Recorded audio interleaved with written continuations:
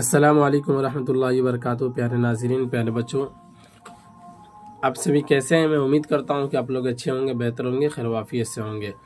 प्यारे बच्चों, हमने माक़बल में 11th चैप्टर को कंप्लीट करा दिया था। आज हम 12th चैप्टर को देखने वाले हैं, यानी सबक नंबर 12वीं को देखने वाले हैं, ड्रामा। यहाँ से शुरू होता है, ड्रामा की बहस शुरू होती है, यानी कि चैप्टर नंबर 12 के अंदर ड्रामा के मुतालिक बात करेंगे। फिर उसके बाद आपके निसाब के अंदर इम्तियाज़ अली ताज साहब है और इनका लिखा हुआ अनारकली है। आपके निसाब के अंदर जो शामिल है, इसको पढ़ने वाले हैं इस वाले सबक के अंदर। शुरू से आखिर तक बने रहें। चले शुरू करते हैं, हम देख लेते हैं। कहते हैं बाबू, दुनिया के कदीम अदब के इब्तिदाई नमूने शहरी ड्रामे की शक्ल में मिलते हैं।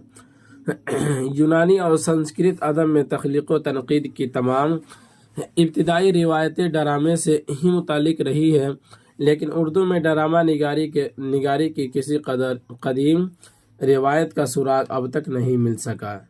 यानी कि कहा गया कि ड्रामा निगारी के जो कदीम ये कब से ड्रामा निगारी का वजूद हुआ, अब तक इसका सुराग नहीं मिल सका है। उर्दू में ड्रामा निगारी अहद जदीद की देन है, यानी कि नया जो दौर चला, नया जो ज़माना चला, उसी का ये देन है ड्रामा निगारी। ठीक है ना बाबू। उर्दू में ड्रामे की इब्तिदा का सेहरा औध के नवाबों के सर है, जहाँ तहजीबी और मुआशरती ज़वाल की एक दिलचस्प जलवागिरी अदबी तख्लीक़ात के आईने में मिलती है। यानी कि बताया गया कि आद जदीद की देन तो ये ड्रामा निगारी तो है ही है, लेकिन उर्दू में ड्रामे की इब्तिदा का सेहरा जो होता है, यानी उर्दू के अंदर ड्रामा निगारी का सेहरा वो औध के जो नवाब जो लोग थे, तो उन्हीं के सर जाता है और उन्हीं के इसका सेहरा जो होता है उन्हीं के सर पहुंचता है। ठीक है ना। उसके बाद बयान किया, शुजाउद्दौला की अदब व सकाफत से मोहब्बत ने दिल्ली के मुकाबले में लखनऊ को शेर व अदब का मरकज़ बनने में जो सहूलत अता की, उसी का उरूज आखिरी नवाब वाजिद अली शाह अख्तर की शख्सियत में देखने को मिलता है। वाजिद अली शाह ने रामलीला के बजाय कृष्ण लीला की तरफ तवज्जो की और नाटक, नौटंकी और सवांग की एक मिली जुली शक्ल रहस की ईजाद की।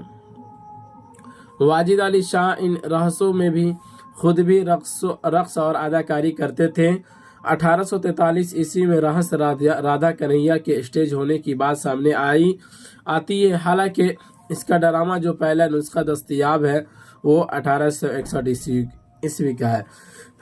यहाँ पे मुख्तलिफ लोगों के बारे में बयान किया जाएगा।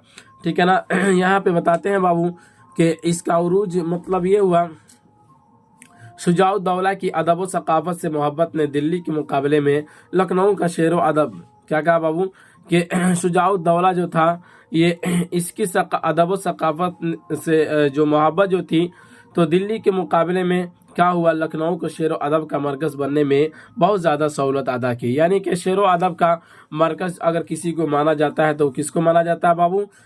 लखनऊ को माना जाता है। ठीक है ना। और कहते हैं इसी का उरूज आखिरी नवाब वाजिद अली शाह अख्तर की शख्सियत को देखने को मिलती है। यानी इनकी शख्सियत में क्या होता है, इसका उरूज होता है। उसके बाद कहते हैं वाजिद अली शाह ने रामलीला के बजाय कृष्ण लीला की तरफ तवज्जो की, यानी रामलीला छोड़ दिया इन्होंने और कृष्ण लीला की तरफ तवज्जो की और नाटक, नौटंकी और सवांग की एक मिली जुली शक्ल रहस की ईजाद की। उसके बाद कहते हैं वाजिद अली शाह इन रहसों में खुद भी रक्स और अदाकारी करते थे। रक्स के मतलब होता है यानी बाबू नाचना, नाच गाना। ठीक है ना। तो रक्स अदाकारी करते थे। 1843 ईस्वी में रहस राधा कन्हैया के स्टेज होने की बात सामने आती है। हालांकि इस ड्रामे का जो पहला नुस्खा दस्तयाब है वो 1861 ईस्वी का है। यानी कि रहस राधा कन्हैया के स्टेज होने की बात जो सामने आती है, तो इसका पहला नुस्खा जो दस्तयाब हुआ, यानी कि लोगों के दरमियान जो आया, वो 1861 ईस्वी के अंदर आया है। ठीक है ना। उसके बाद कहते हैं बाबू, वाजिद अली शाह के रहस शाही स्टेज पर हुआ करते थे, जहां आम लोगों का गुजर मुमकिन नहीं था। शाही स्टेज की फजीलत और अहमियत अपनी जगह, लेकिन शेर व अदब की हकीकी रिवायतें अवामी मंच पर ही परवान चढ़ती है। मतलब यहाँ पर ये कहा कि वाजिद अली शाह जो ये रहस किया करते थे, यानी कि इनका जो ड्रामा था और इनका रक्स वगैरह यानी अदाकारी जो दिखाया करते थे, तो ये क्या होता था, शाही स्टेज पर करते थे। शाही स्टेज का मतलब होता है यानी बादशाहों के स्टेजों पर यह किया करते थे। अब जाहिर सी बात है, बादशाहों की जो महफिल, बादशाहों की जो मजलिसें लगा करती थी, तो उस वहाँ पे आम लोगों का गुजर और वहाँ पे आम लोगों की बैठक मुमकिन नहीं होती थी, ठीक है ना। तो लेकिन यहाँ पे साहिब किताब लिखते हैं कि शाही स्टेज की फजीलत और अहमियत अपनी जगह पे है, लेकिन शेर व अदब की हकीकी रिवायतें अवामी मंच पर ही परवान चढ़ती है। यानी कि शेर व अदब, अगर शेर व अदब आगे बढ़ा है तो फिर वो कहाँ से वो परवान चढ़ा, इसका अवामी स्टेज पर से ही क्या हुआ है, लोगों के दरमियान प्रसिद्ध हुआ है। लखनऊ के अहले कदम और ड्रामे के शायकीन के लिए सैयद आगा हुसैन अमानत लखनवी ने अंदर सभा की दाग बेल रख कर स्टेज को आवाम तक पहुंचा दिया। मिर्जा अमानत ने 1853 ईस्वी में उसे पहली बार स्टेज कर लिया था। लखनऊ में शाही स्टेज और अंदर सभाओं के उरूज पर पहुंचने के साथ ही दीगर मौज़ूआत पर मुश्तमिल ड्रामे भी आज़ादाना तौर पर लिखे जाने लगे। यानी कि जब लोगों के दरमियान ये ड्रामा आया तो फिर क्या हुआ कि अलग अलग मुख्तलिफ मौज़ूआत पर लिखे जाने लगे। ऐसे ड्रामों की बेहतरीन मिसाल केशव राम भट्ट के 3 ड्रामे हैं, सज्जाद व संबल, अंधों की आंख और शमशाद व शोषण। ये 3 ड्रामों इसकी क्या है बाबू, बेहतरीन मिसाल है, ये जो लोगों के दरमियान में मौजूद है। उसके बाद बयान करते हैं 19वीं सदी में ही बिहार के अलावा बंगाल और बम्बई की तरफ उर्दू ड्रामे का कारवां बढ़ा। यानी कि उर्दू ड्रामे का कारवां बढ़ा मतलब ये हुआ कि इसका गिरोह और इसकी जमात जो थी वो आगे बढ़ी। इस बीच बड़े पैमाने पर थियोरिटिकल कंपनियां कायम हुई और बाज़ क्लब भी ड्रामे के लिए वक्फ हो गए। यानी कि ड्रामा दिखाने के लिए बहुत सारी कंपनियां कायम की गई और फिर क्या हुआ कि बाज़ क्लब भी ड्रामे के लिए वक्फ हो गए कि हाँ यहाँ पे सिर्फ क्या होगा बाबू, ड्रामा ही दिखाया जाएगा। इस दौर में प्रोफेशनल तरीके से पारसियों ने ड्रामे की तरफ ध्यान दिया। 19वीं सदी के आखिर में 20-25 वर्षों में जो चंद मशहूर ड्रामे स्टेज किए गए और जिनकी अदबी कदर व कीमत आज भी कायम है, वो है बेनज़ीर बद्र मुनीर। वो है क्या है बाबू, वो है बेनज़ीर बद्र मुनीर। यानी इसके लिखने वाले कौन है, रौनक बनारसी, निगाह गफलत तालिब बनारसी, मुरक़्क़े लैला मजनू मिर्ज़ा हादी रुसवा, तिलिस्मात सुलेमानी बुजुर्ग लाहौरी वगैरह। ये सब के सब क्या है, इसके लिखने वाले चंद मशहूर ये स्टेज किए गए जो ड्रामा है जो आपके दरमियान पेश किया गया है, ठीक है ना। उसके बाद बयान करते हैं उर्दू ड्रामे की इसी मोड़ पर आगा हश्र का शमशीरी का वो दौरे मसऊद हो, क्या कहते हैं, शमशीरी का उरुद मसऊद होता है। आगा हश्र का शमशीरी 20वीं सदी के साहिब तर्ज लिखने वालों में शामिल है। उर्दू ड्रामे की तारीख जब किसी एक नाम की तलाश में निकलती है तो आगा हश्र के अलावा कोई दूसरी शख्सियत नहीं होती है। यानी कि ड्रामा निगारी के दुनिया में आगा हश्र ने जो अपना मकाम कायम कर दिया है वो बाकी इनके अलावा किसी और की शख्सियत नहीं मिलती है। इनका मशहूर ड्रामा सरोर किंग 1910 ईस्वी में लिखा गया था। आगा हश्र ने लाहौर में इंडियन शेक्सपियर थिएट्रिकल कंपनी बनाई और यहूदी की लड़की ड्रामा लिखा, जिससे उनकी शोहरत में इजाफा हुआ। 1930 ईस्वी में रुस्तम व सोहराब ड्रामा तहरीर हुआ। 1896 ईस्वी से 1935 ईस्वी के बीच एक के बाद दिगरे उनके 33 ड्रामे और 6 फिल्में सामने आई। उनके एक एक ड्रामे सैकड़ों बार स्टेज हुए। यानी क्या कहा, आगा हश्र जो थे तो आगा हश्र के बारे में बताया गया, इनकी इतनी ज़्यादा शोहरत हुई और ड्रामा निगारी के दुनिया में अगर देखा जाए तो फिर इनको पीछा छोड़ने वाले कोई भी नहीं है। आ रही बात समझ में। उसके बाद बयान करते हैं बाबू, जब आगा हश्र की शोहरत आफ्ताब निस्फुन नहार की तरह थी, एक ऐसा ड्रामा लिखा जाता है जिसने उर्दू ड्रामे की तारीख में एक नए दौर का आगाज़ कर दिया।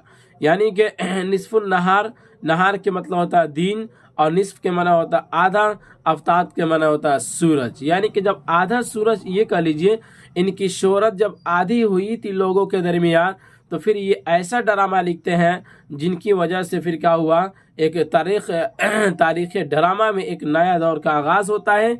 उसके बाद कहते हैं 1922 ईस्वी में लाहौर के एक 22 बरस के नौजवान इम्तियाज़ अली ताज ने अनारकली के नाम से एक ड्रामा लिखा। क्या किया था बाबू? अनारकली के नाम से एक ड्रामा लिखा था, जो अभी आपके निसाब के अंदर शामिल है। उसको अभी इसी वाले सबक में भी हम पढ़ने वाले हैं। एक ड्रामा लिखा जिसकी इशाअत को 10 वर्षों के बाद, जिसकी इशाअत कोई 10 वर्षों के बाद हुई। यानी कि वो तो ड्रामा लिखे, लेकिन उसकी इशाअत जो हुई यानी लोगों के दरमियान जो आया, यानी उसको जो छापा गया, वो तकरीबन 10 वर्षों के बाद। ताज ने खुद उसे स्टेज भी किया। एक ऐसी कहानी जिसका कोई तारीखी सबूत नहीं हो, लेकिन आम लोगों के दरमियान उसकी मकबूलियत सच्चे वाक़े की तरह कायम हुई। यानी कि एक ऐसी कहानी है, यानी अनारकली और फिर सलीम और अनारकली एक ऐसी कहानी है, भले इसकी तारीख के अंदर कोई इसका हकीकत और सबूत तो नहीं मिलता है, लेकिन ये लोगों के दरमियान, आम लोगों के दरमियान इतना ज़्यादा मकबूल हो गया कि सच्चे वाक़या से कोई कम नहीं होता है। ठीक है ना। अनारकली की यही ताकत है, मुकालमा, तसादुम, किरदार निगारी, कशमकश और तजस्सुस, गीत और संगीत, ड्रामाइयत और मौजू के एतबार से बेमिसल उसलूब। कौन सा ऐसा जुज़ है जिसे अनारकली में ड्रामा निगार ने बुलंदी तक नहीं पहुंचाया हो? यानी कि कहते हैं कि अनारकली में कोई भी ऐसी चीज़ें नहीं थी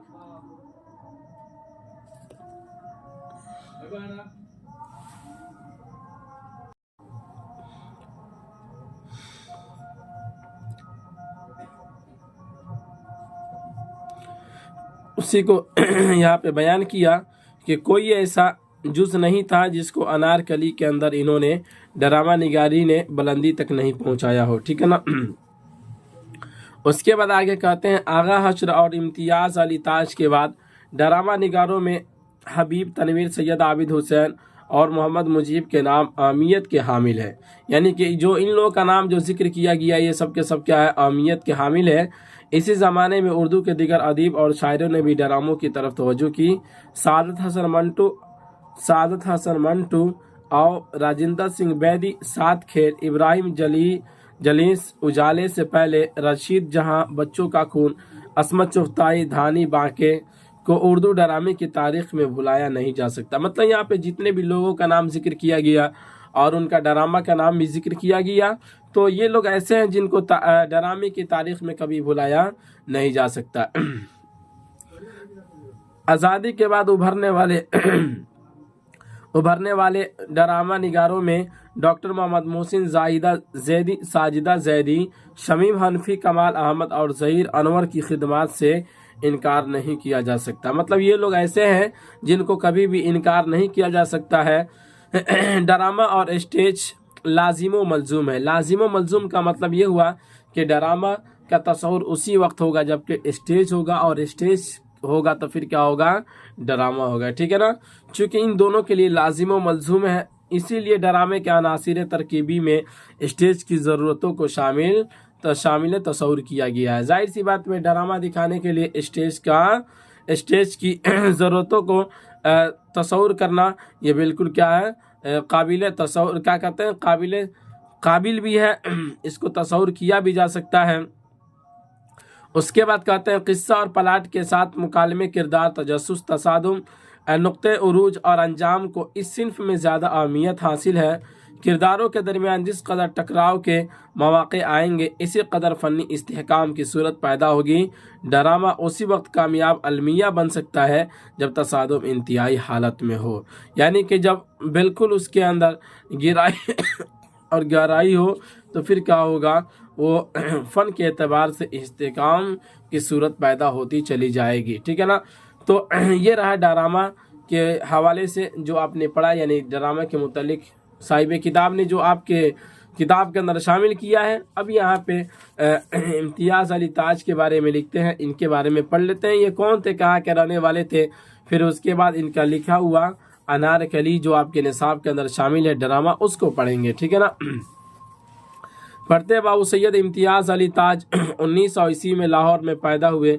उनके वालिद शमसुल उलमा मौलवी सैयद मुमताज़ अली सर सैयद के दोस्त थे। किनके दोस्त हैं? सर सैयद के दोस्त थे।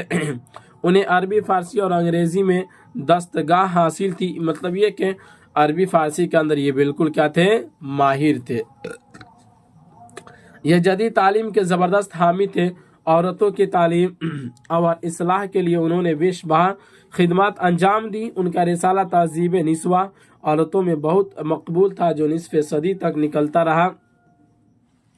تاج کی والدہ محمدی بیگم بھی پڑھی لکھی روشن خیال خاتون تھی اور اپنے شوہر کی تعلیمی سرگرمیوں میں ہاتھ بٹاتی تھی۔ مطلب ان کا شوہر جو تھے تو چونکہ ان کا گھرانہ جو تھا وہ پڑھا لکھا گھرانہ تھا اور ان کے شوہر چونکہ پڑھے لکھے تھے تو وہ جو بھی پڑھائی کے حوالے سے عورتوں کی تعلیم کے حوالے سے جو کام کیا کرتے تھے تو ان کے ماں بھی اس میں ہاتھ بٹاتی تھی۔ جو والدین ملک و قوم کی ذہنی تربیت میں مصروف رہیں وہ اپنے بچے کی اچھی تربیت سے کیسے غافل رہ سکتے ہیں؟ یعنی کہا گیا بابو کہ جب ان کے والد محترم اور ان کی ماں جو خود پڑھی لکھی تھی اور ان لوگوں کا مزاج یہی تھا کہ ہم اپنی قوم کی اور اپنے ملک کی تربیت کریں اور اس کو بہترین راہ ہم دکھا سکیں تو پھر اپنے بچے کی تربیت سے یہ لوگ کیسے غافل رہ سکتے ہیں؟ امتیاز علی تاج کے ذہن و دل پر گھر کے علمی ماحول کا نہایت خوشگوار اثر مرتب ہوا۔ انہوں نے کم عمری ہی سے لکھنا شروع کر دیا۔ کیا لکھا؟ یعنی کہ جس طریقے سے ان کے ماں باپ تھے اسی طرح سے یہ بھی رہے کہ اچھی تربیت کا نتیجہ یہ نکلا کہ کم عمری ہی سے انہوں نے لکھنا شروع کیا۔ بچوں کے مشہور ہفتہ وار اخبار پھول سے ان کے لکھنے کا آغاز ہوا جس نے ان کے ادبی مزاج کی تشکیل و تہذیب میں اہم کردار ادا کیا۔ ان کا صحافتی شعور اس قدر پختہ ہو چکا تھا کہ اپنے طالب علمی کے دوران ہی انہوں نے لاہور سے کہکشاں کا اجرا کیا۔ والد کے انتقال کے بعد انہوں نے تہذیب نسواں اور پھول کی ذمہ داری بھی خوش اسلوبی سے نبھائی۔ یعنی کہ تہذیب نسواں جو ان کے والدین جو لکھا کرتے تھے تو اسی کو انہوں نے پھر کیا کر دیا، اس کی تعلیم کے اوپر اور تہذیب نسواں کی جو ذمہ داری تھی اور پھول وغیرہ یہ جو لکھا کرتے تھے تو اس کی ذمہ داری کو انہوں نے بڑی اچھی طریقے سے نبھایا۔ اس کے بعد کہتے ہیں 1958 عیسوی میں وہ مجلس ترقی ادب لاہور کے ڈائریکٹر ہوئے۔ وہ دارالارشاد پنجاب کے علمی و ادبی امور کے مشیر اور نگراں بھی تھے۔ یعنی کہ مشیر اور نگراں بھی تھے۔ ان کی خدمات کے اعتراف میں انہیں ستارہ امتیاز کے خطاب سے نوازا گیا۔ یعنی کہ جب وہاں پہ رہے اور اچھے طریقے سے جب وہاں پہ کام کیے تو ان کی خدمات کے اعتراف کا مطلب ہوتا ہے یعنی کہ پسند آیا، ٹھیک ہے نا، ستارہ امتیاز کے خطاب سے نوازا گیا۔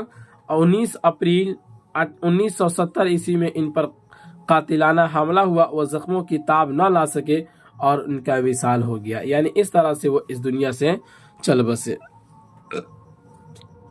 قاتلانہ حملہ ہوا کہ مطلب یہ ہوا کسی نے مارنے کی کوشش کی اور مارا بھی تو پھر کیا ہوا، اس میں وہ زخمی ہوئے اور زخموں کو زیادہ دن تک نہ جھیل سکے۔ پھر کیا ہوا 1970 عیسوی میں یہ اس دنیا کو چل بسے، اس دنیا سے چل بسے۔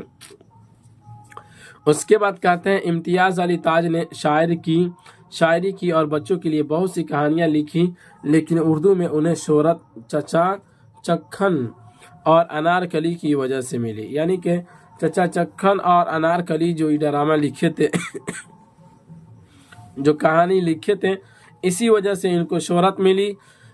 جی روم کی کتاب تھری مین ان اے بوٹ کے ایک کردار انکل پوجر کو بنیاد بنا کر انہوں نے چچا چکھن کا کردار تراشا اور اسے اردو کا مقبول ترین مزاحیہ کردار بنا دیا۔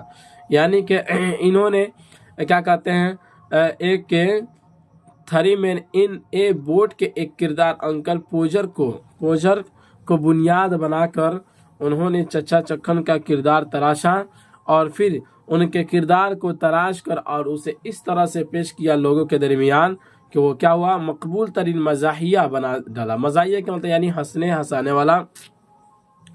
اسی طرح انارکلی کی داستان محبت لکھ کر بحیثیت ڈرامہ نگار بقائے دوام کے دربار میں جگہ حاصل کر لی۔ یہ ڈرامہ زبان و بیان اور پرزور مکالموں کے اعتبار سے خاصا اہم ہے۔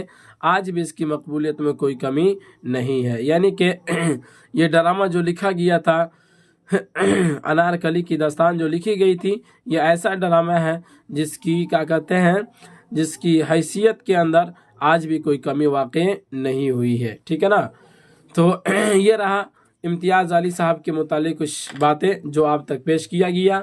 ٹھیک ہے نا، یہ ڈرامہ نگار تھے اور انہوں نے اپنے ماں باپ کے فریضے کو انجام دیا. جس طریقے سے ان کے ماں باپ سوچتے تھے قوم کی تربیت کے متعلق، اس طرح سے انہوں نے بھی ان کے بیڑا کو اٹھایا اور پھر لوگوں کے درمیان لے کر چلے. آخرکار کیا ہوا کہ ان کے اوپر قاتلانہ حملہ ہوا.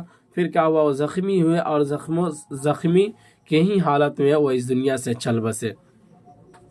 اس کے بعد ان کا لکھا ہوا ڈرامہ جو انارکلی آپ کے نصاب کے اندر شامل ہے، اس کو پڑھ لیتے ہیں، دیکھتے ہیں.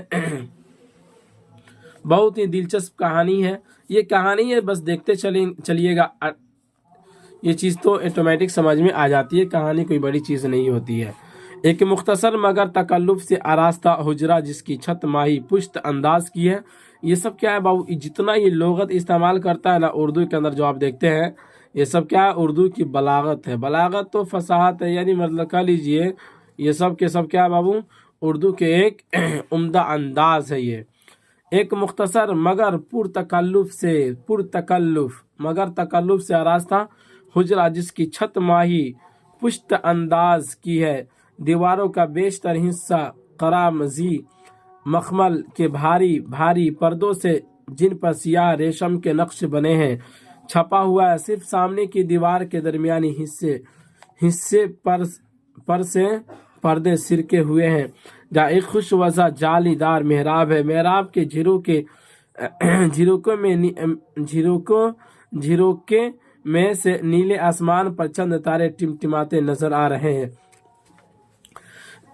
ایرانی قالینوں کی فرش پر دائیں کونے میں سونے کے بھاری بھاری جوڑاؤ پائیوں کا ایک پلنگ بچھا ہے جس پر تانبے کے رنگ کا پلنگ پوش پڑا ہے.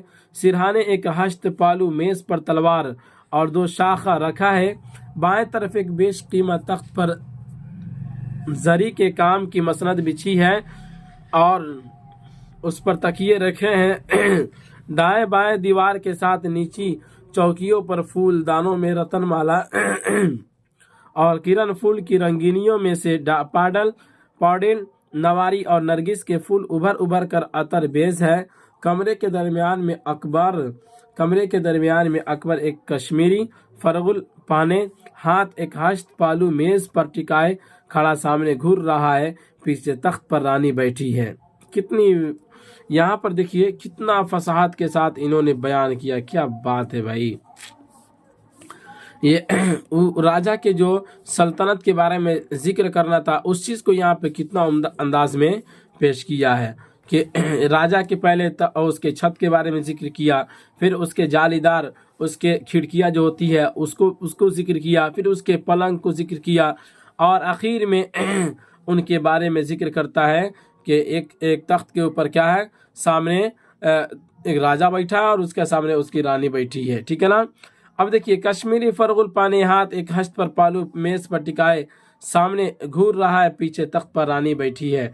اب ان دونوں کی باتیں شروع ہوتی ہیں. اب دیکھیے یہاں سے کہانی میں انٹرسٹ آئے گا.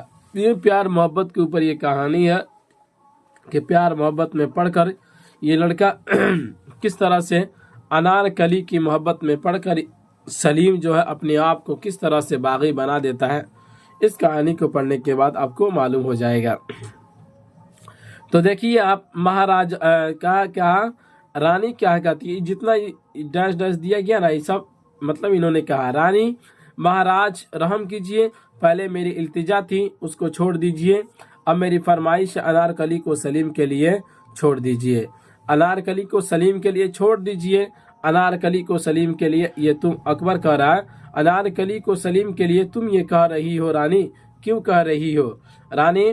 سب کچھ سوچ کر، سب کچھ سمجھ کر، سب پہلوؤں پر غور کر کے اکبر بولا تمہارا مشورہ ہے میں اپنی زندگی کے تمام خواب چکنا چور کر ڈالوں.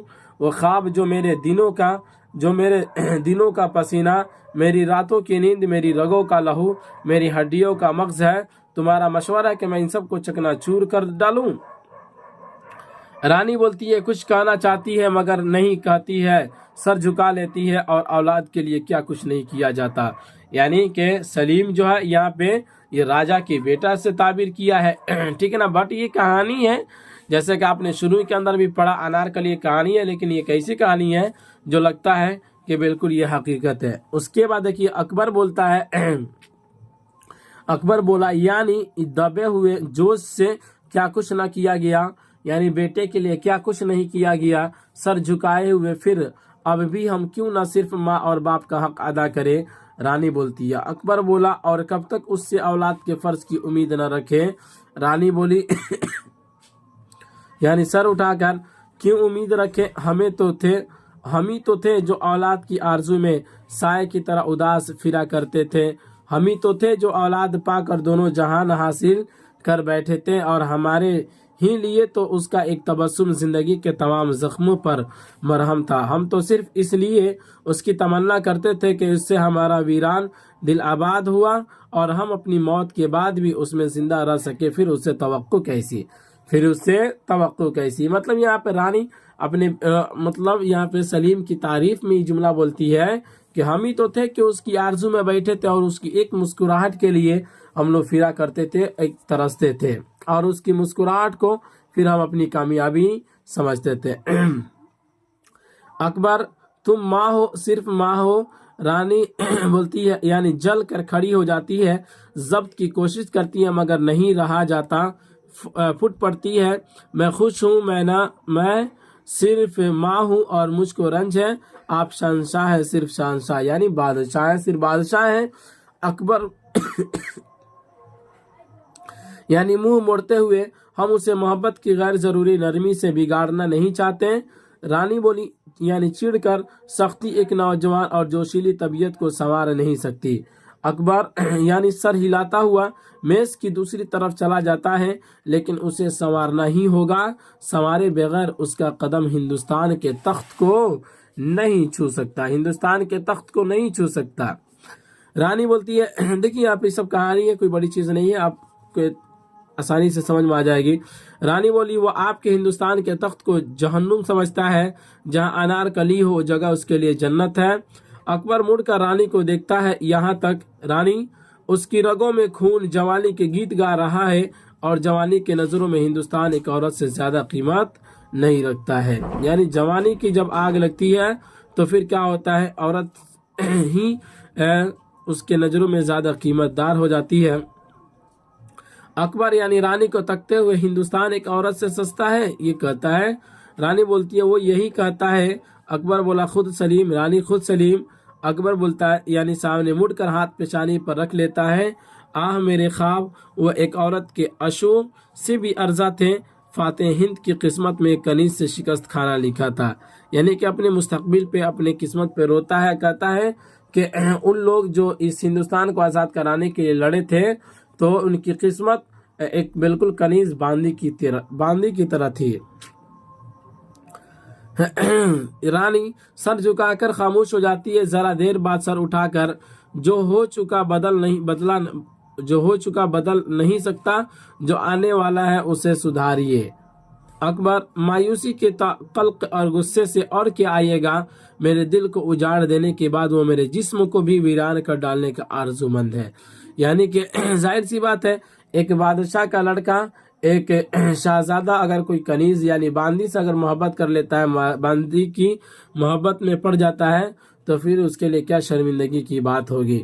لیکن پڑ گیا، آگے دیکھتے ہیں۔ رانی کہتی ہے کیا کہتے ہیں مہاراج، یہ سوچنے سے پہلے وہ اپنی جان گنوا ڈالے گا۔ اکبر بولا یعنی غم سے سر جھکا کر اس کے وہی معنی ہے، ہماری آرزویں، ہماری راحت، ہماری عزت سب اس کے لیے بے معنی لفظ ہے، اس کا سب کچھ انارکلی ہے، اس کے دل میں ماں باپ کی یہ قدر ہے۔ رانی بولتی ہے اس کے دل میں اپنی محبت کا اندازہ اس کی موجودہ حالت سے نہ لگائیے، یہ جنون آرام سے گزر جانے دیجیے، پھر دیکھیے سلیم کیا بن جاتا ہے۔ مطلب کیا کہا بابو کہ جو محبت کا جنون جو اس کے دلوں کے اندر بھرا ہوا ہے، پہلے اسے گزر جانے دیجیے، اس کے بعد دیکھیے پھر کیا ہوتا ہے۔ اکبر رانی کو تکتے ہوئے اور یہ جنون کس طرح گزرے گا، رانی بولتی ہے چڑھا ہوا دریا بند لگانے سے نہ رکے گا۔ ظاہر سی بات ہے، جو جب دریا چڑھا ہوا ہو اور فل ہو گیا ہو تو کتنا اس کے اوپر لگام لگائیے گا تو نہیں لگے گا۔ اسے انارکلی کو لے لینے دیجیے، وہ اسے اپنی بیگم بنا لے، انارکلی کا ہو کر وہ ہمارا سلیم بن جائے گا۔ یعنی کہ جب عشق کا بھوت بنے گا، اترے گا تو پھر کیا ہوگا, وہ ہمارا سلیم بیٹا ہو جائے گا. اکبر بولا کچھ دیر سامنے دیکھتا رہتا, اسے اپنا بنانے کے لیے میں ایک کنیز کا ممنون احسان نہیں بننا چاہتا. ایک کنیز کا ممنون احسان نہیں بننا چاہتا, یعنی ظاہر سی بات ہے راجاؤں کی بھی تو کچھ پرمپرا ہوتی تھی. بہرحال تو کہانی ہے. توقف کے بعد جو کچھ وہ چاہتا ہے اسے کرنے دو, اور جو کچھ میں چاہوں گا میں کروں گا. اکبر بولتا ہے جو کچھ میں چاہوں گا میں کروں گا, وہ جو کچھ چاہتا ہے اسے کرنے دو. رانی بولی, یعنی مایوس ہو کر چلتی ہے اور پلنگ کے قریب پہنچ کر رک جاتی ہے. بولتی ہے میں پھر کہوں گی آپ شہنشاہ ہے, صرف شہنشاہ ہے یعنی بادشاہ ہے, بادشاہ ہے, باپ نہیں ہے. رانی مایوس ہو اکبر خاموش ہونے کو ہاتھ اٹھا کر, ہم اور کچھ نہیں سننا چاہتے, ہم سوچیں گے اور کل صبح انارکلی کا فیصلہ ہوگا. انارکلی کی ماں دیوانہ وار اندر گھس آتی ہے. ماں کہتی ہے اس کی انارکلی کا فیصلہ, میری غریب بچی کا فیصلہ, اسے بخش دیں. ذل الہی مطلب بادشاہ کو یہ کہتی ہے. ذل کیا ہوتا ہے سایہ, الہی مطلب وہ اپنے بادشاہ کو کہتی ہے. ذل الہی اے شہنشاہ, اے غریبوں کی قسمت کے والی,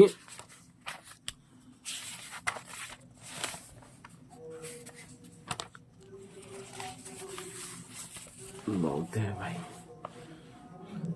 آگے بیان کرتے ہیں. اکبر بولا حیرت اور غصے سے بغیر اجازت یہاں آنے کی جرت, ماں کیا کہتے ہیں, دو زانوں ہو کر بندے خدا کے حضور میں بغیر اجازت کے جا سکتے ہیں, اور تو خدا کا سایہ ہے, مہربان شہنشاہ ہے, اور وہ میری بخشی ہے, میری زندگی کی آس سے خطاوار ہے, مگر تو رحیم, وہ گناہگار ہے مگر تو رحیم ہے, بخش دے. للہ اس کو بخش دے, یعنی اللہ کے لیے بخش دے. اس کی ماں اپنی بچی کے لیے کیا کر رہی ہے, بھیک مانگ رہی ہے, بچانے کی بھیک مانگ رہی ہے. اکبر بولا جاؤ اور فیصلے کا انتظار کرو. ماں میں کہاں جاؤں, شہنشاہ مجھ کو کہیں قرار نہیں. اٹھ کر رانی کے پانوں پکڑ لیتی ہے. بچی کی ماں ہو, ان ٹیسوں کو جانتی ہو, میں تمہارے پیروں کو چومتی ہوں, کہہ دو مجھے مار ڈالے, میں دنیا سے سیر ہو چکی ہوں, میرے ٹکڑے ٹکڑے کر ڈالے, مگر اس ناشاد نے دنیا کا کچھ نہیں دیکھا, اسے بخش دے. مطلب ان کے بارے میں ناسمجھوں کے بارے میں کہتی ہے کہ ہماری بچی نے دنیا کو نہیں دیکھا ہے, اسے بخش دے. اکبر بولا یعنی دروازے کی طرف رک کر کے اسے لے جاؤ. خواجہ سراں داخل ہو کر اسے اٹھاتے ہیں, یعنی کہ وہاں پہ کوئی سپاہی رہا ہوگا. ماں میں یہیں جم کر رہ جاؤں گی, یہیں ہوش حواس کھو بیٹھوں گی, مجھے ہاتھ پھیلا لینے دو, خون کو خون کے لیے التجا کر لینے دو, شاید وہ بچ جائے. میری جان, میرے جگر کا ٹکڑا, میری نادرہ یعنی خواجہ سراں لے جانے کو کھینچتے ہیں. رانی تم بولو, شہنشاہ ایک رحم کی نظر ڈالو, یہ بڑھیا جی اٹھے گی. اکبر سر جھکاتے ہوئے خاموش کھڑا رہتا ہے. ظالموں نہ کھینچو, رحم الہی تو ہی سن, ذل الہی تو نہیں سنتا, اے آسمان تو ہی مدد دے. رانی مدد نہیں کرتی, ان کے دلوں کو نرم بنا کے انہیں میرا دکھ معلوم ہو سکے. اکبر بولا, اکبر یعنی بے قراری سے سر ہلاتا ہے. خواجہ سراں انارکلی کی ماں کو زور سے کھینچتے ہیں. ہائے مجھے یوں نامراد نہ لے جاؤ. اس کی ماں بولتی ہے ہائے مجھے یوں نامراد راجا کے دربار سے نہ لے جاؤ, میں یہاں سے نکلتے ہی دم توڑ دوں گی, یہ منصف آسمان پر گر پڑے گا, اس ظلم کا, اس قہر کا انتقام لے گا. خواجہ سراں چیختی چلاتی انارکلی کی ماں کو زبردستی لے جاتے ہیں. پیچھے پیچھے رانی آنسو پوچھتی ہوئی خاموش چلی جاتی ہے. اکبر یعنی توقف کے بعد سر آسمان کی طرف اٹھا کر, نامراد باپ اور مایوس شہنشاہ, یوں تیرے خواب تمام ہوئے, یعنی آنکھیں بند کر کے سر جھکا لیتا ہے. دنیا سے, واقعات سے اور تقدیر تک سے لڑنے کے بعد کون جانتا تھا تجھ کو یہ درد انگیز مرحلہ طے کرنا پڑے گا. گہری آہ بھر کر جس کے لیے خود سب کچھ کیا تھا, اس سے اپنی اولاد سے, اپنے شیخوں سے الجھنا ہوگا. توقف کے بعد بے قراری سے یاس ہندوستان کیوں اور جہاں بانی کی آرزو کیوں, سوچتے ہوئے ملول نظروں سے اس کے لیے جس نے ایک حسینہ کی آنکھوں پر باپ کو فروخت کر ڈالا, باپ کو بیچ ڈالا, ایک حسینہ کی آنکھوں پر اس کو باپ نہیں چاہیے، باپ کی محبت نہیں چاہیے، باپ کا ہندوستان نہیں چاہیے، وہ صرف انارکلی کو لے گا، ایک کنیز کو جو اسے انداز دکھائے، اس کے سامنے ناچے اور اسے اشارے کنائے کرے، ہاتھ پیشانی پر رکھ لیتا ہے، آہ میرے خواب میرے خواب، انتہائی مایوسی کے حالے میں مڑ کر تخت تک پہنچتا ہے اور اس کے قریب خاموش کھڑا ہو جاتا ہے۔ کل رات وہ اپنی جنت میں تھا، اگر دل آرام اگر دل آرام نہ دکھاتی کہاں ہے وہ ضرور کچھ زیادہ جانتی ہوگی۔ مڑ کر تالی بجاتا ہے، خواجہ سرا داخل ہوتا، اکبر دل آرام یعنی اکبر سے کہتا ہے کہ دل آرام۔ خواجہ سرا الٹے پانوں واپس جاتا ہے، تخت پر بیٹھ کر میرے ہی بیٹے کی محبت اگر ایک کنیز چاہے تو مجھ کو بخش سکتی ہے۔ آہ شیخو، تم اکبر کی کنیز کو اکبر ہی کے سینے پر نچانا چاہتے ہو، یعنی اکبر کے کنیز کو، یعنی اکبر کی لونڈی کو تم اسی کے سینے کے اوپر تم نچانا چاہتے ہو۔ انتہائی صدمے کے مارے سر جھکا لیتا ہے، دل آرام داخل ہو کر مجرا بجا لاتی ہے، یعنی کچھ دیر چپکا اسے دیکھتا رہتا ہے۔ لڑکی، تجھے شیخو اور انارکلی کی کیا تعلقات معلوم ہے؟ یعنی کہ ایک لڑکی وہیں پر آتی ہے جسے نام کیا رکھا گیا، اس کا نام دل آرام تھا، اس سے پوچھتا ہے کہ تجھے بتاؤ کیا معلوم ہے شیخو اور انارکلی کے متعلق، یعنی کہ وہ بیٹے کے بارے میں کہتا ہے۔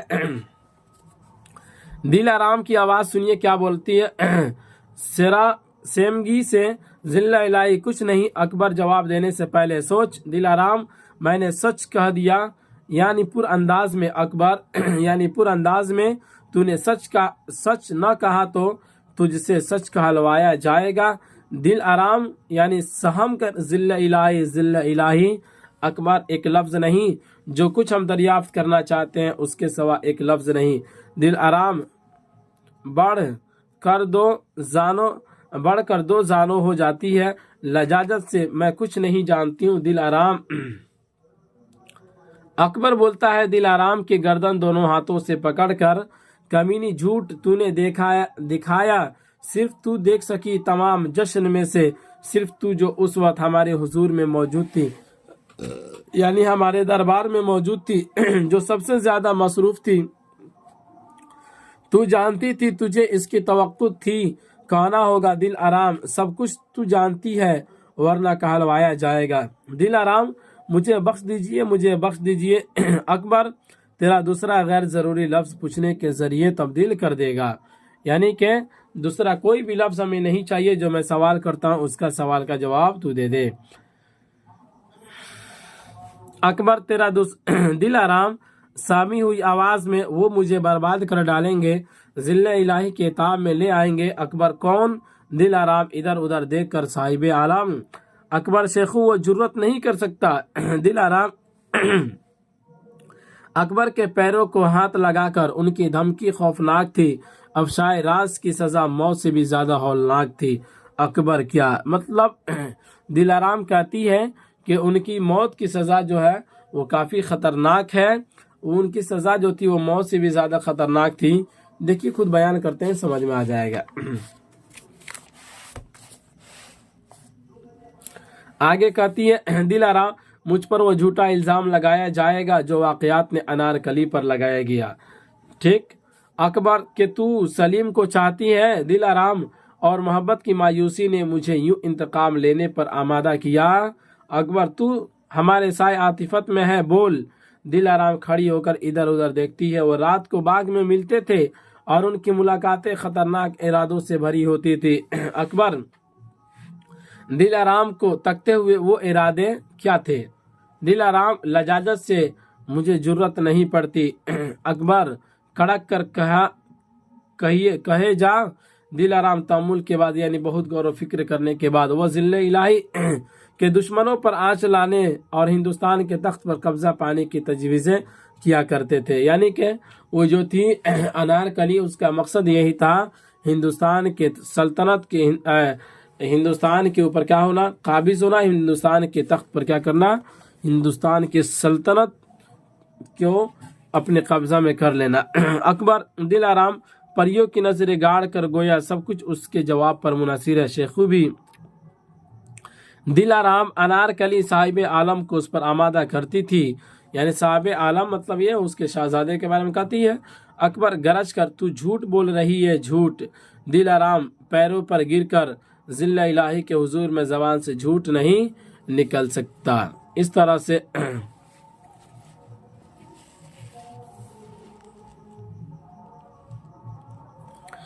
دل آرام ایک طرف باپ ہے اور دوسری طرف محبوب، دونوں میں سے جو پسند ہو چن لو۔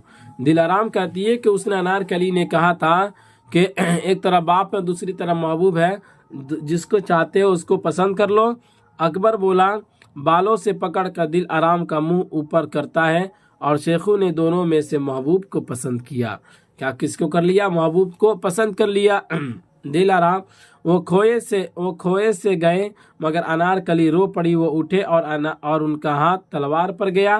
انہوں نے انارکلی کے کان میں کچھ کہا اور وہ مسکرانے لگی۔ یعنی کہ اس کے لڑکے جو تھے یعنی سلیم، اس کا انارکلی کے کان میں کچھ کہا اور مسکرانے لگی۔ اکبر دل آرام کو چھوڑ کر کھڑا ہو جاتا ہے، ایذا کے احساس سے آنکھیں بند کر لیتا۔ اس کا بدن آگے پیچھے یوں گھوم رہا ہے گویا پیروں میں جسم کو سنبھالنے کی تاب نہیں رہی۔ آخر لڑکھڑا کر تخت پر بیٹھ جاتا ہے۔ دل آرام میں چھپ کر سن رہی تھی تو صاحب عالم کی نظر مجھ پر پڑ گئی۔ یہ سمجھ کر میں یہ گفتگو بارگاہ عالی تک پہنچا دوں گی۔ انہوں نے مجھ کو دھمکی دی کہ انارکلی کا نام زبان سے نکالنے پر تجھ کو پچھتانا ہوگا۔ مہابلی کے سامنے جھوٹی شہادت پیش کی جائے گی کہ تو خود ہم کو چاہتی ہے، اور جب ہم نے تجھ کو مایوس کر دیا تو تو نے اپنی ناکامی کا انتقام لینے کے لیے یہ ڈھنگ نکالا۔ میں سہم گئی، میری زبان بند ہو گئی۔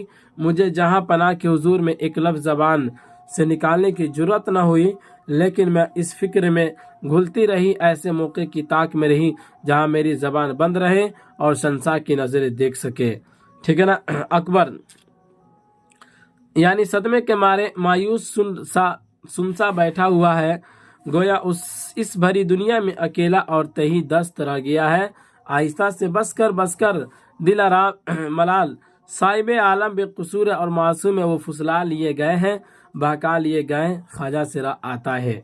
ٹھیک ہے نا۔ دل آرام کہتی ہے کہ صاحب عالم یعنی کہ شہزادے جو ہے ان کو پھسلا لیا گیا ہے، بہکا لیا گیا ہے، اس طرح سے وہ کیا ہے؟ معصوم ہے۔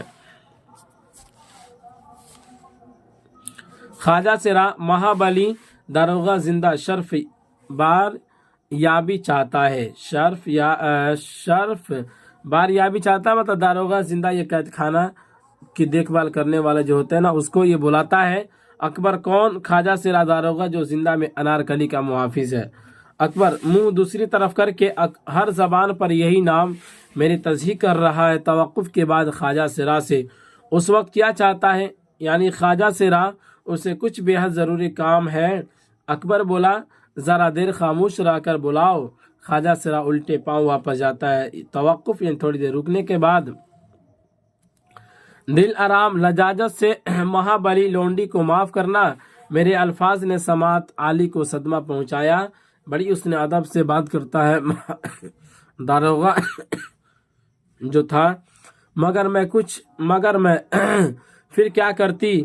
کس طرح ذل الہی کی دل آرام میں بولتی ہے، ذل الہی کی جان کو خطرے میں دیکھتی اور چپ رہتی۔ اکبر بولا یکایک بےتاب ہو کر کمینی دور ہو جا۔ دل آرام مجرا بجا لا کر چلی جاتی ہے۔ یہ مطلب یہ مجرا کرنے والی سب یہ ہوتی ہے۔ اکبر خاموش اور ساکت بیٹھا رہتا ہے مگر اس کی آنکھوں سے چنگاریاں نکل رہی ہے۔ میرے دماغ میں شعلے بھڑک رہے ہیں، میں نہیں جانتا میں کیا کر بیٹھوں گا، مگر وہ اس صدمے کی طرح محیب ہوگا۔ یعنی داروغہ زندہ داخل ہو کر مجرا بجا لاتا ہے، اس کا سانس پھول رہا ہے اور وہ منتظر ہے کہ اکبر اسے سوال کرے رات کو کیوں آیا۔ یعنی کہ وہ داروغہ آیا تھا جو دیکھ بھال کر رہا تھا انارکلی کی، تو اور وہ اس بات کی تاک میں تھا کہ کب ہم سے اکبر سوال کرے۔ اس کے بعد دیکھیے یہاں پر کہتے ہیں داروغہ ہاتھ جوڑ کر ایک المناک داستان سنانے کو کہتا ہے۔ ایک المناک یعنی کہ بہت خطرناک داستان سنانا ہے۔ اکبر بولا اسے سر سے پاؤں تک دیکھ کر بولا بیان کر۔ داروغہ ہانپتے ہوئے صاحب عالم نے اس وقت बज़ोर शमशीर अनारकली को जिंदा से निकाल ले जाना चाहा। यानी कि तलवार के वजह से, तलवार से कैद के अंदर जो अनारकली को रखा गया था तो उससे वो तलवार के जोर से निकाल कर ले जाना चाहा। अकबर पागलों की तरह दारोगा का मुंह तकते हुए क्या? दारोगा बोला, वो तलवार सोच कर मेरे सिरहाने पहुंचे, शमशीर की नोक मेरे सीने पर रख कर मुझसे कुंजियां छीन ली और जिंदा में दाखिल हो गए, यानी कैदखाना में दाखिल हो गए। अकबर खड़ा हो जाता है, शेखों ये बज़ोर शमशीर तहय्युर के आलम में माथे पर बल पड़ जाते हैं। बाप को बर्बाद कर चुकने के बाद अब वो शहंशाह से भी बागी है, यानी बादशाह से भी बागी है। तवक्कुफ के बाद कोशिश करके सुकून से, और क्या हुआ? दारोगा बोला, मैं साहिब आलम से मुकाबला की जुर्रत न कर सकता था। दरवाजे के पास खड़ा होकर उनकी गुफ्तगू सुनने लगा। अकबर बोला, यानी दूसरी तरफ मुंह करके, वो क्या बातें कर रहे थे? दारोगा थोड़े से तवक्कुफ के बाद डरते हुए, उन्हें सुनकर शहंशाह की समात को सदमा पहुंचेगा। दारोगा बोलता है कि उनकी बात को सुनकर आपको सदमा पहुंचेगा। दारोगा बोला, अकबर गरज कर बोल। दारोगा शहजादा चाहता था अनारकली को लेकर भाग जाए, लेकिन अनारकली हिंदुस्तान चाहती थी। अनारकली हिंदुस्तान चाहती थी। वो बोली, ये जंजीरें न काटो और जंजीरें पड़ जाएगी। मेरे और तुम्हारे दरमियान जो दीवार खड़ी है उसको ढाओ। यानी कि इस हिंदुस्तान को पाने के लिए जो बीच में जो दीवार खड़ी हुई है उसको तुम ढा दो। अकबर यानी सामने घुरते हुए दीवार, जरा देर बाद उसका सर यूं झुक जाता है गोया गर्दन पर ढेला है। ठीक है ना। दारोगा अकबर को मुतासिर देखकर साहिब आलम ने इनकार कर दिया और भाग चलने पर जोर दिया। अकबर एक लख दारोगा का गिरेबान पकड़कर, तू झूठ बोलता है, उसने अनारकली की आरजू पूरी करने का वादा किया होगा। वादा किया है? दारोगा जरा देर समझ नहीं सका क्या कहिए। आखिर सिरा सेमगी से नहीं, हाँ वो मजबूर कर दिए गए थे इस बात के वादे पे कि किसी तरह से इस हिंदुस्तान को अपने हाथ में कर लेना, अनारकली के हाथ में कर देना है। अकबर दारोगा का गिरेबान छोड़कर कहर आलूद निगाहें उस पर गाड़ देता है। और फिर क्या? दारोगा दोनों ने वहां से निकलना चाहा। अकबर और तू दारोगा, मैंने मुकाबला करके साहिब आलम को रुकना मुहाल जाना। मैं न तलवार निकाल सकता था, न उन्हें जिंदा में बंद कर देने की जुर्रत कर सकता था। मैं दौड़ा हुआ अंदर गया और मैंने कहा, जिल्ल इलाही इधर तशरीफ ला रहे हैं। अकबर और वो क्या बोले? दारोगा अनारकली बोली, साहिब आलम तलवार खींचो। और साहिब आलम ने कहा, शहंशाह को आने दो। अकबर यानी अपने आप को संभालने की बहुत कोशिश करता है मगर नहीं संभल सका, औंधा गिरने लगता है। दारोगा बढ़कर उसे थाम लेता है और तख्त पर बैठा देता है। अकबर जरा देर बाद नजर उसकी तरफ उठाता है। दारोगा तवक्कुफ के बाद, मैंने उन्हें इस कोशिश के अंजाम से डराया और वादा किया कि महाबली के चले जाने के बाद मैं खुद अनारकली के फरार में इमदाद दूंगा। शहजादों को यकीन न आता था, लेकिन जब मैंने इस काम के लिए रिश्वत तलब की तो उन्होंने मान लिया, मगर साथ ही धमकी दी कि वादा खिलाफी की सूरत में जिल्ले इलाही के हुजूर में झूठी शहादत पहुंचाई जाएगी कि तूने रिश्वत ली है। अकबर यानी कमजोर आवाज में, वही धमकी जो दिल आराम को दी गई थी। दारोगा उसके बाद मैं उन्हें अपने हुजरे में ले गया और वहां उनको बंद करके इतला देने के लिए बरगाह आली में हाजिर हुआ। दारोगा बहुत चालाक था, उसको ले गया इस तरह से बहला फुसला कर और वहां पे बंद कर दिया और बादशाह के दरबार में पहुंच जाता है। अकबर मुंह में यूं ही होना था। दारोगा लजाजत से, साहिब आलम मासूम है, तरगीब खौफनाक